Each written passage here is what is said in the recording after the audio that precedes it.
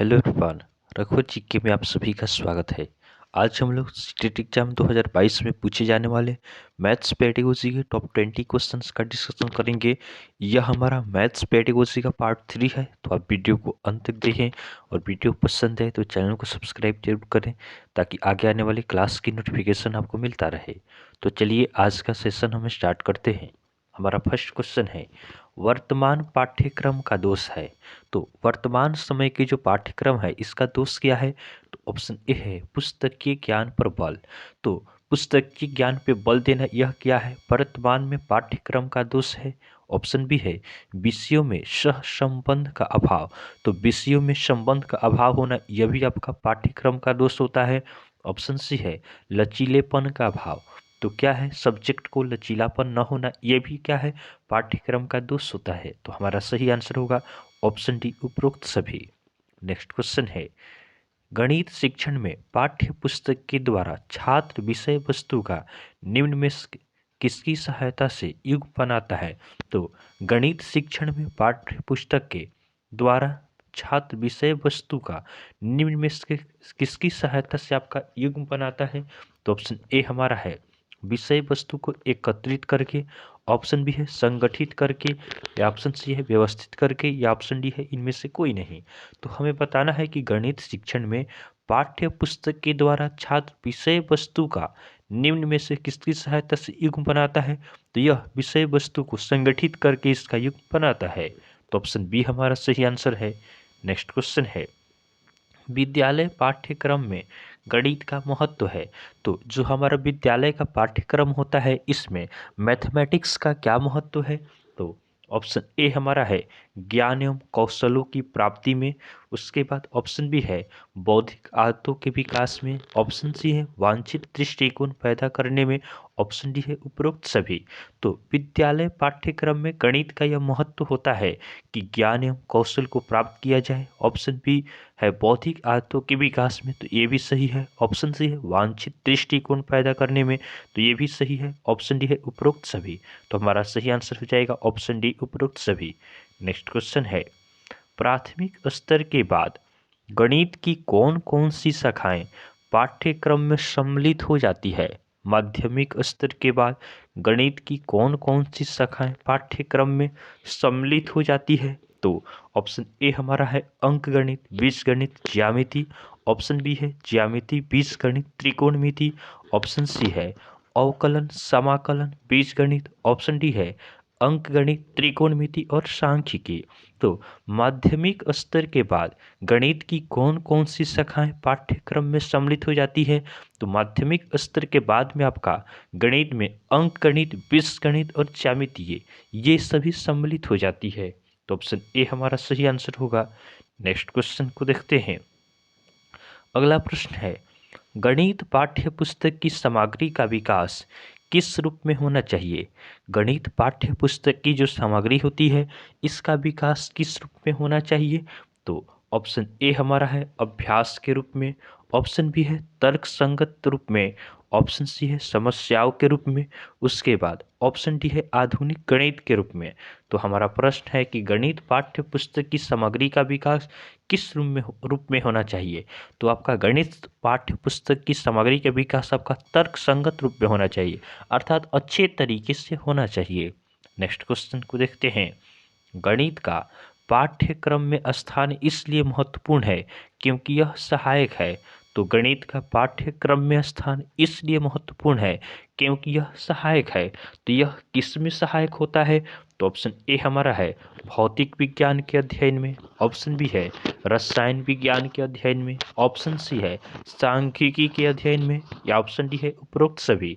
तो गणित का पाठ्यक्रम में स्थान इसलिए महत्व है क्योंकि यह भौतिक विज्ञान के अध्ययन में सहायक होता है, रसायन विज्ञान में भी सहायक होता है, सांख्यिकी के अध्ययन में भी सहायक होता है। तो हमारा सही आंसर होगा ऑप्शन डी, उपरोक्त सभी। नेक्स्ट क्वेश्चन को देखते हैं, अमूर्त एवं संगत संरचनाओं के अध्ययन का विषय निम्न में से किस विषय को कहा जाता है?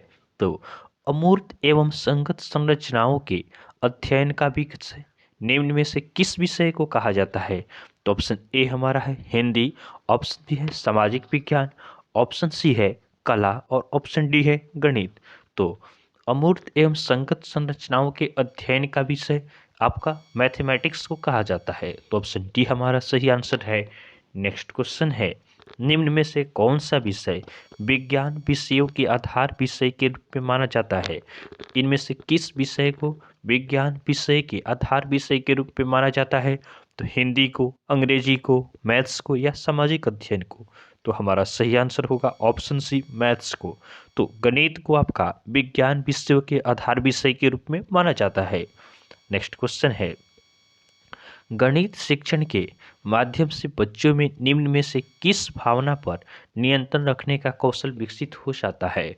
तो गणित शिक्षण के माध्यम से बच्चों में निम्न में से किस भावना पर नियंत्रित रखने का कौशल विकसित हो जाता है? तो ऑप्शन ए है तर्क शक्ति, ऑप्शन बी है आत्मविश्वास, ऑप्शन सी है विचार शक्ति या ऑप्शन डी है उपरोक्त सभी। तो गणित शिक्षण के माध्यम से बच्चों में आपका तर्क शक्ति, उसके बाद आत्मविश्वास, विचार शक्ति, इन सभी कौशलों का विकास होता है। तो हमारा सही आंसर होगा ऑप्शन डी उपरोक्त सभी। नेक्स्ट क्वेश्चन है, पाठ्यक्रम निर्माण का सिद्धांत निम्न में से कौन सा है? पाठ्यक्रम निर्माण का सिद्धांत ये कौन सा है? तो ऑप्शन ए है विभिन्न विषयों से सहसंबंध, उसके बाद ऑप्शन बी है अग्रदर्शी या ऑप्शन सी है अवकाश का सदुपयोग या ऑप्शन डी है उपरोक्त सभी। तो पाठ्यक्रम निर्माण का सिद्धांत इनमें से कौन है? तो ये आपका है विभिन्न विषयों का सहसंबंध होना चाहिए, अग्रदर्शी भी होना चाहिए, अवकाश का सदुपयोग भी होना चाहिए। तो हमारा सही आंसर होगा ऑप्शन डी उपरोक्त सभी। नेक्स्ट क्वेश्चन है, गणित शिक्षण में पाठ्यक्रम का निम्न में से कौन सा एक महत्व नहीं है? तो गणित के शिक्षण में पाठ्यक्रम का इनमें से कौन सा एक महत्व नहीं है? तो ऑप्शन ए हमारा है नवीन विचारों की जानकारी देना, उसके बाद ऑप्शन बी है अभ्यास हेतु, उसके बाद ऑप्शन सी है मनोवैज्ञानिक आवश्यकताओं की पूर्ति हेतु या ऑप्शन डी है शिक्षण सामग्री के रूप में। तो गणित शिक्षण में पाठ्यक्रम का निम्न में से कौन सा एक महत्व नहीं है? तो इस प्रश्न का हमारा सही उत्तर होगा ऑप्शन सी मनोविज्ञान आवश्यकताओं की पूर्ति हेतु। यह आपका मैथ सेक्शन में पाठ्यक्रम का महत्व नहीं होता है। नेक्स्ट क्वेश्चन को देखते हैं, निम्न में से कौन सा एक गणित शिक्षण में अभ्यास कार्य का महत्व नहीं है? तो अभ्यास कार्य का महत्व कौन सा नहीं है? तो ऑप्शन ए है निपुणता प्राप्त करने के लिए, ऑप्शन बी है कुशलता प्राप्त करने के लिए, ऑप्शन सी है आत्मविश्वास के विकास के लिए, ऑप्शन डी है व्यवसायिक कुशलता प्राप्त करने के लिए। तो गणित शिक्षण में अभ्यास का कार्य नहीं है आपका व्यवसायिक कुशलता प्राप्त करने के लिए। तो ऑप्शन डी हमारा सही आंसर है। नेक्स्ट क्वेश्चन देखते हैं, उच्च प्राथमिक स्तर पर गणित शिक्षण का सर्वाधिक महत्व किस रूप में होता है? तो उच्च प्राथमिक स्तर पर गणित शिक्षण का सर्वाधिक महत्व किस रूप में होता है? तो ऑप्शन ए है भौतिक रूप में, ऑप्शन बी है मानसिक रूप में, ऑप्शन सी है व्यवहारिक रूप में या ऑप्शन डी है आध्यात्मिक रूप में। तो उच्च प्राथमिक स्तर पर गणित शिक्षण का सर्वाधिक महत्व आपका व्यवहारिक रूप में होता है। तो ऑप्शन सी हमारा सही आंसर होगा। नेक्स्ट क्वेश्चन है, पाठ्यक्रम में अंक गणित शिक्षण का महत्व है।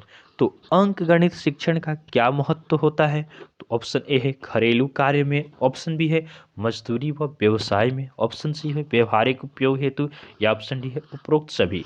तो अंक गणित शिक्षण का महत्व आपका घरेलू कार्य में भी होता है, मजदूरी व व्यवसाय में भी होता है, व्यवहारिक उपयोग में भी होता है।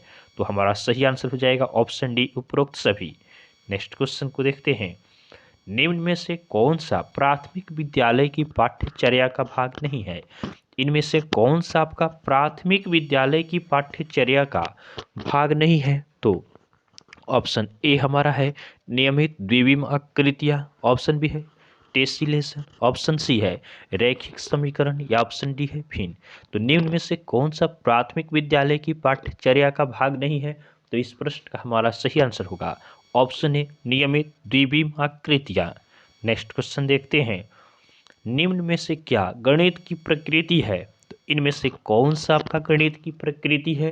तो ऑप्शन ए हमारा है यह अलंकारिक है, यह अलंकारिक है, ऑप्शन बी है यह तार्किक है, ऑप्शन सी है यह कठिन है या ऑप्शन डी है यह सामान्य लोगों के लिए नहीं है। तो निम्न में से क्या गणित की प्रकृति है? तो गणित की प्रकृति है कि यह आपका तार्किक होता है। तो ऑप्शन बी हमारा सही आंसर है। नेक्स्ट क्वेश्चन है, वह उद्देश्य जो शिक्षक गणित पढ़ाने के बाद कक्षा में ही प्राप्त कर लेता है उसे कहा जाता है। तो कौन सा उद्देश्य है जो टीचर आपका कक्षा में ही प्राप्त कर लेता है? तो ऑप्शन ए हमारा है सांस्कृतिक उद्देश्य, ऑप्शन बी है शैक्षणिक उद्देश्य, ऑप्शन सी है सामाजिक उद्देश्य, या ऑप्शन डी है उपरोक्त सभी। तो टीचर आपका शैक्षणिक उद्देश्य क्लास में ही प्राप्त कर लेता है, तो ऑप्शन बी हमारा सही आंसर होगा। नेक्स्ट क्वेश्चन देखते हैं, गणित की प्रकृति एवं संरचनाओं में निम्न विशेषता पाई जाती है। तो गणित की प्रकृति एवं संरचनाओं में कौन सी विशेषता पाई जाती है? तो ऑप्शन ए है गणित विषय में अक्रमबद्धता, ऑप्शन बी है गणित की भाषा का असंकेतिक है, ऑप्शन सी है गणित एक रसहीन विषय है, या ऑप्शन डी है गणित एक मूर्त विषय है। तो गणित की प्रकृति एवं संरचना में कौन सी विशेषता पाई जाती है? तो हमारा सही आंसर होगा ऑप्शन सी कि गणित एक रसहीन विषय है। नेक्स्ट क्वेश्चन है, गणित शिक्षण में शिक्षक को निम्न बात पर ध्यान नहीं देना चाहिए। तो गणित के टीचर को किस बात पे आपका ध्यान नहीं देना चाहिए? तो ऑप्शन ए है व्यवहारिक जीवन से विषय का संबंध हो, ऑप्शन बी है मानसिक शक्तियों का विकास हो, ऑप्शन सी है जातीय प्रतिष्ठा का उपाय हो, ऑप्शन सी है डी है आनंद की प्राप्ति हो। तो आपका जो मैथ्स के टीचर होते हैं उन्हें आनंद की प्राप्ति न हो इस पे ध्यान नहीं देना चाहिए। आज का हमारा लास्ट क्वेश्चन है, प्राथमिक स्तर पर शिक्षार्थियों के लिए व्यवहारिक उपकरणों का महत्व है क्योंकि यह बहुत सहायक होते हैं। तो प्राथमिक स्तर पर स्टूडेंट के लिए आपका व्यवहारिक उपकरणों का काफ़ी इम्पोर्टेंट है क्योंकि यह सहायक होते हैं। तो ये किस चीज़ में सहायक होते हैं? तो ऑप्शन ए है मानसिक एवं मौखिक परिकलन की गति बढ़ाने में, ऑप्शन बी है परीक्षा में बेहतर प्रदर्शन के लिए, ऑप्शन सी है मूल गणितीय संकल्पनाओं को समझने के लिए, या ऑप्शन डी है शब्दों में व्यक्त समस्याओं को हल करने के लिए। तो प्राथमिक स्तर पर शिक्षार्थियों के लिए व्यवहारिक उपकरणों का महत्व है क्योंकि यह हेल्प करते हैं आपका मूल गणितीय संकल्पनाओं को समझने के लिए। तो ऑप्शन सी हमारा सही आंसर है। तो इस तरह हमने मैथ्स पेडागोजी का पार्ट 3 कंप्लीट किया है। तो आपको वीडियो पसंद आया हो तो आप वीडियो को लाइक करें, चैनल को सब्सक्राइब करें तथा अपने फ्रेंड के साथ जरूर शेयर करें। तो चलिए आज के लिए हम इतना ही रखते हैं, फिर नेक्स्ट वीडियो में आपसे मिलेंगे, तब तक के लिए धन्यवाद।